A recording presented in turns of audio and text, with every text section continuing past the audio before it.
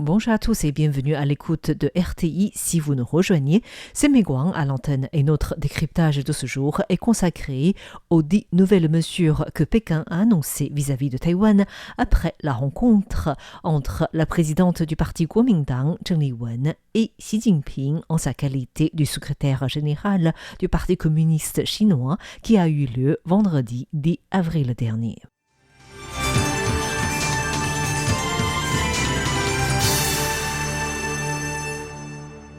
Zheng Liwen, la présidente du parti Kuomintang, premier parti politique d'opposition, a effectué une visite d'environ une semaine en Chine début avril où elle a rencontré le dirigeant chinois Xi Jinping en sa qualité du secrétaire général du Parti communiste chinois le 10 avril. Peu après cette rencontre, Pékin a dévoilé 10 nouvelles mesures qui visent à faciliter les échanges interdétroits. Et ces mesures ou initiatives doivent être menées sous le principe du consensus interdétroit de 1992 et de l'opposition à l'indépendance de Taïwan.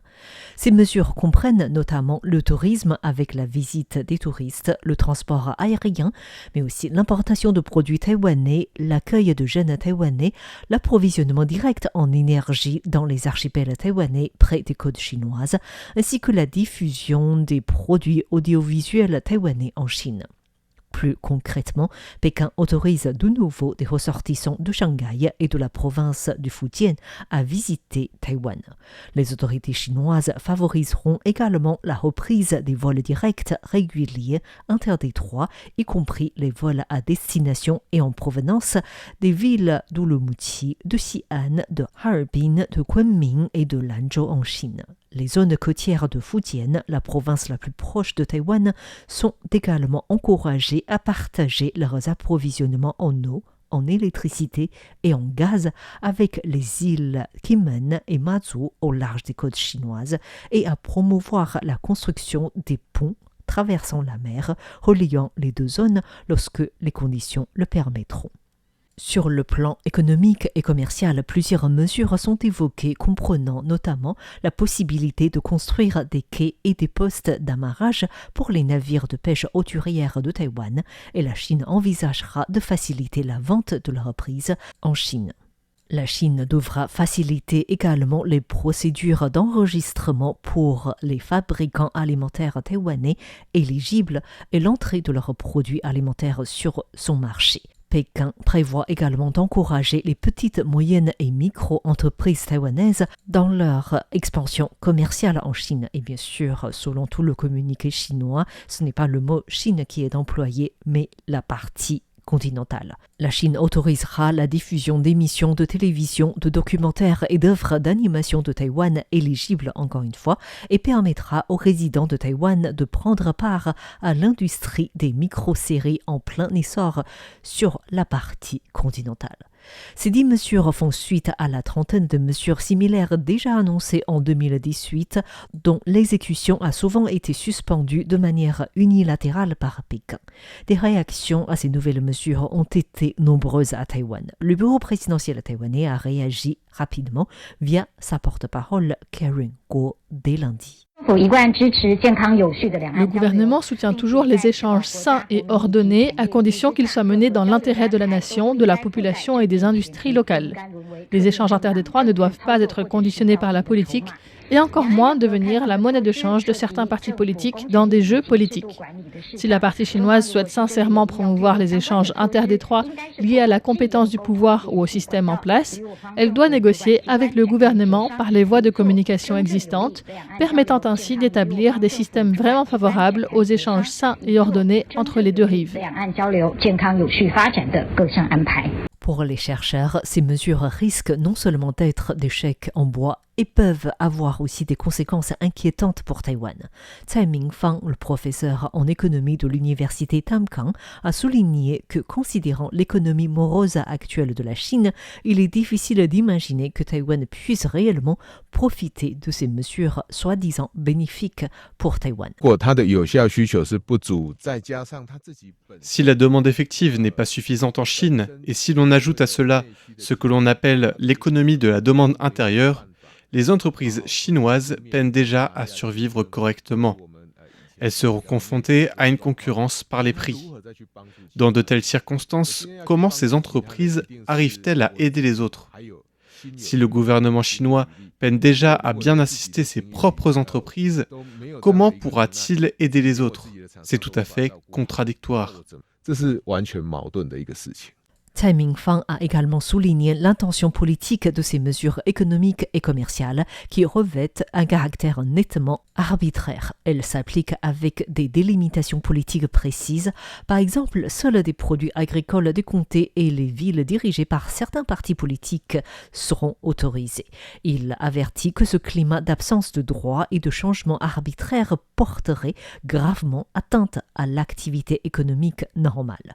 Quant aux villes choisies par la Chine pour offrir des vols directs avec Taïwan, comme Urumqi, Xi'an, Harbin, Kunming et Lanzhou, le professeur en institut de recherche sur l'Asie-Pacifique de l'université Nanhua, Sun Guoxiang, a observé que le choix de ces destinations répondait à des objectifs politiques précis et à des intentions de propagande de la Chine. Il cite notamment le cas de Urumqi qui est étroitement lié à la vaste campagne de communication du Parti communiste chinois sur le Xinjiang. Il estime que l'objectif est d'attirer des touristes taïwanais dans la région et de tirer profit du fait que ces touristes peuvent partager sur les réseaux sociaux les paysages magnifiques entre guillemets locaux, contribuant ainsi de manière indirecte à diffuser le message du PCC sur la réussite de sa gouvernance. La Chine propose d'autoriser ses ressortissants de Shanghai et de la province du Fujian à voyager de la Taïwan. Elle n'a pas autorisé ses habitants de Harbin, de Kunming, de Lanzhou ou de Xi'an à venir à Taïwan dans un but touristique alors qu'elle veut remettre en place des liaisons aériennes directes de ces villes avec Taïwan. Finalement, c'est pour gagner de l'argent des touristes taïwanais. Que ces compagnies aériennes soient taïwanaises ou non, les touristes sont à sens unique.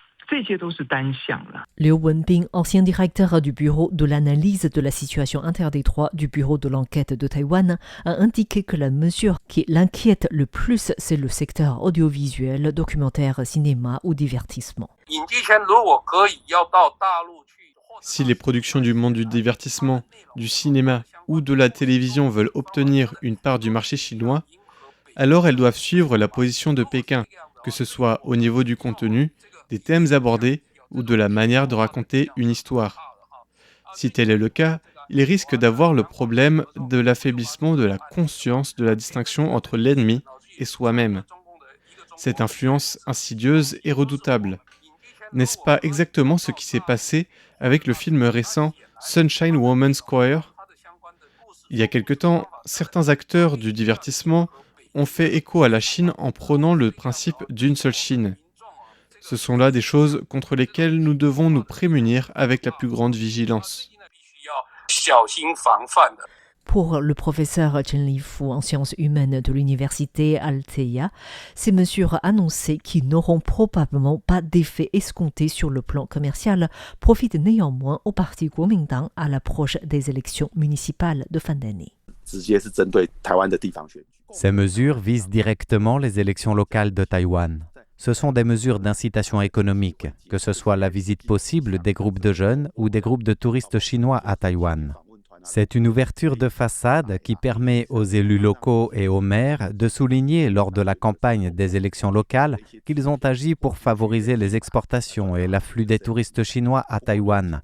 Donc, ils ont agi pour que la population ait des intérêts économiques. Mais, si nous regardons de plus près, toutes les promesses de la Chine sont identiques à celles d'avant. C'est-à-dire que tout doit être soumis à autorisation, tout est soumis à des conditions. Autrement dit, tout doit respecter le principe d'unification et s'opposer à l'indépendance de Taïwan pour qu'une collectivité locale puisse bénéficier de ces avantages et pour que les entreprises puissent en profiter. La Chine ne permettra à aucun fabricant, produit ou artiste soutenant l'indépendance de Taïwan ou qui ne soutient pas la Chine de bénéficier des avantages. Ce sont des mesures qui peuvent être mises en place et retirées à tout moment. Pour ces différents chercheurs comme Liu Wenbing, ancien directeur du bureau de l'analyse de la situation interdétroit du bureau de l'enquête de Taïwan, sur le long terme, ces 10 mesures proposées par la Chine ont pour le point commun l'idée de unification avec la Chine en passant par une dépendance accrue de Taïwan à la Chine. Liu Wenbing avertit ainsi les Taïwanais que l'île risque d'être finalement absorbée entre guillemets et se retrouver dans un régime autoritaire si elle ne reste pas suffisamment vigilant de ce processus d'unification mené par la Chine. Il conseille ainsi à Taïwan d'adopter des lois appropriées pour se prémunir contre les dangers de la stratégie d'unification du PCC. Il s'attend également à ce que le Parti communiste chinois lance diverses opérations de guerre psychologique en réponse à ces 10 mesures. Les Taïwanais doivent donc s'y préparer mentalement afin de pouvoir à l'avenir faire la part des choses face à toutes sortes d'informations et à ne pas se laisser induire en erreur. Merci d'avoir écouté ce décryptage. C'était Meguan pour RTI.